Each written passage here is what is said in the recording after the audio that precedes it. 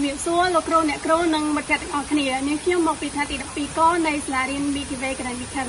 ហើយថ្ងៃនេះផងដែរពួកយើងខ្ញុំមកសិក្សានៅសិលានៅឯឧទ្យានជាតិគិរីរម្យហើយនាងខ្ញុំឈ្មោះចាផារីខ្ញុំបាទឈ្មោះគ្រួយប្រាច់ខ្ញុំបាទឈ្មោះសានសាលខ្ញុំបាទឈ្មោះស៊ឹងសុហេងខ្ញុំបាទឈ្មោះរងក្រាពេជ្រខ្ញុំបាទឈ្មោះហេងអ៊ីហុងនាងខ្ញុំឈ្មោះលីសុកលឹម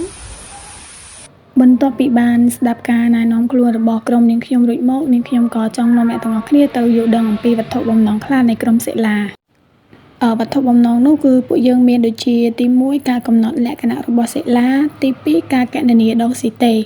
ទី3ការប្រៀបធៀបពីសិលាទី4នោះគឺសារៈសំខាន់នៃសិលាដែលរកបានអំពីទីតាំងទាំងនោះហើយក្នុងនោះផងដែរពួកយើងឆ្ពោះទៅឧទ្យានជាតិគិរីរម្យតាមរយៈផ្លូវល្បឿនលឿន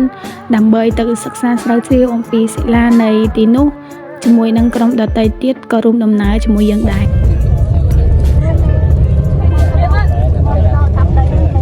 ឥឡូវនេះពួកយើងបានមកដល់ឧទ្យានជាតិគិរីរម្យហើយពួកយើងបានរៀបចំនៅសម្ភារៈដែលជាតម្រូវការសម្រាប់ការសិក្សានិងទទួលបានការណែនាំពីលោកគ្រូអ្នកគ្រូនិងអ្នកដឹកនាំហើយពួកយើងមានឧបករណ៍សម្រាប់សិក្សាស្រាវជ្រាវដូចជាទី1នោះគឺ First ដែលយើងយកវាទៅគូសក្រិតចំណាំលើសិលាដែលទី2នោះគឺជាកែវបេសៀដែលយើងអាចដាក់ទឹកសម្រាប់វាស់ដងស៊ីតេរបស់សិលាទី3ស្កុតដែលយើងគូសលេខរៀងនៅលើវាហើយបិទទៅលើសិលាដែលពួកយើងរកបានបន្ទាប់នោះគឺជញ្ជីងដែលយើងយកវាទៅថ្លឹងម៉ាស់របស់សិលាដែលពួកយើងរកបានបន្ទាប់មកទៀតនោះគឺញញួរនិងដៃកាប់និងមានវ៉ែនតាសម្រាប់ការពារភ្នែកមានកៅពង្រីកសម្រាប់ឆ្លុះមើលសិលាដែលរកបានរួចរាល់ហើយពួកយើងក៏ធ្វើដំណើរទៅរកទីតាំងដំបូងគេដែលជាទីតាំងទី1នៃការសិក្សាស្រាវជ្រាវចំពោះទីតាំងទី1នេះផងដែរគឺពួកយើងបានជ្រើសរើសទីតាំងនៅឯចង្កេះភ្នំដើម្បីពួកយើងទទួលបានសិលាដំបូងគេសម្រាប់សិក្សាស្រាវជ្រាវនៃសិលាបន្ទាប់មកពួកយើងក៏នាំគ្នាជីកគាស់កាប់ដើម្បីចង់ដឹងថាតើប្រភេទសិលានេះគឺជាសិលាអ្វីនោះគឺសកម្មភាពដែលពួកយើងកំពុងតែធ្វើការជីកគាស់នៅសិលាមួយនោះបន្ទាប់ពីគាស់សិលាមួយនោះហើយពួកយើងក៏បានសម្រិតសម្រាំងជ្រើសរើសយកសិលាមួយនោះទៅរួមមតិគ្នាដើម្បីគិតថាតើសិលានោះវាស្ថិតនៅក្នុងប្រភេទសិលាអ្វីហើយវាមានលក្ខណៈដូចម្តេចវាប្រែប្រួលយ៉ាងដូចម្តេចខ្លះបន្ទាប់ពីសម្រេចនៅទីតាំងទី1ហើយពួកយើងក៏ធ្វើដំណើរឆ្ពោះទៅទីតាំងបន្ទាប់ដែលជាទីតាំងទី2ហើយពួកយើងបានកំណត់យកនៅលើកំពូលភ្នំដែលជាទីតាំងទី2នៃការសិក្សាអំពីសិលានេះគឺជាសកម្មភាពដែលមិត្តភ័ក្តិរបស់នាងខ្ញុំបានគាស់នៅសិលានៃទីតាំងទី2និងអាចទទួលវាបានហើយសិក្សាស្រាវជ្រាវអំពីសិលាមួយនោះ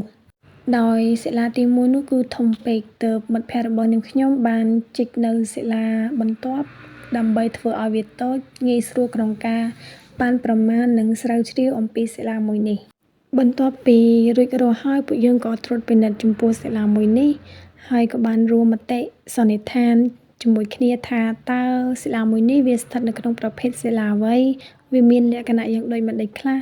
ហើយវាប្រែប្រួលការកកើតរបស់សិលាមួយនោះគឺកកើតអំពីអ្វីខ្លះបន្ទាប់ពីសំណេះសំណាលនៅទីតាំងទី2រួចរាល់ពួកយើងក៏ធ្វើដំណើរឆ្ពោះទៅរកទីតាំងទី3ជាមួយនឹងលោកគ្រូអ្នកគ្រូដែលដឹកនាំពួកយើងហើយទីតាំងទី3នោះផងដែរពួកយើងបានជ្រើសរើសយកទីតាំងដែលនៅជិតមាត់ទឹកនិងជ្រើសរើសសិលាបន្ទាប់នៅឯទីតាំងទី3នោះផងដែរលើពីនេះពួកយើងក៏បានរួមមតិគ្នាធ្វើការសិក្សាគណនាអំពីដងស៊ីតេនៃប្រភេទសិលានីមួយៗដោយពួកយើងបានចាក់ទឹកចូលទៅក្នុងកែវបេសៀយកសិលានីមួយៗមកថ្លឹងដើម្បីគណនារកដងស៊ីតេពួកយើងក៏បាននាំគ្នារកមៀតនៃសិលាទៅតាមប្រភេទនីមួយៗហើយនឹងការត្រួតពិនិត្យឲ្យបានច្បាស់លាស់និងការចូលរួមពីលោកគ្រូអ្នកគ្រូដែលជួយណែនាំបន្ថែមមកលើក្រុមរបស់នាងខ្ញុំចំពោះទីតាំងទី3នេះគឺជាទីតាំងដែលចុងក្រោយបំផុតនៃការសិក្សាអំពីសិលារបស់ពួកយើងហើយពួកយើងបានធ្វើវាដោយទទួលបានជោគជ័យបូករួមជាមួយនឹងការណែនាំពីលោកគ្រូអ្នកគ្រូ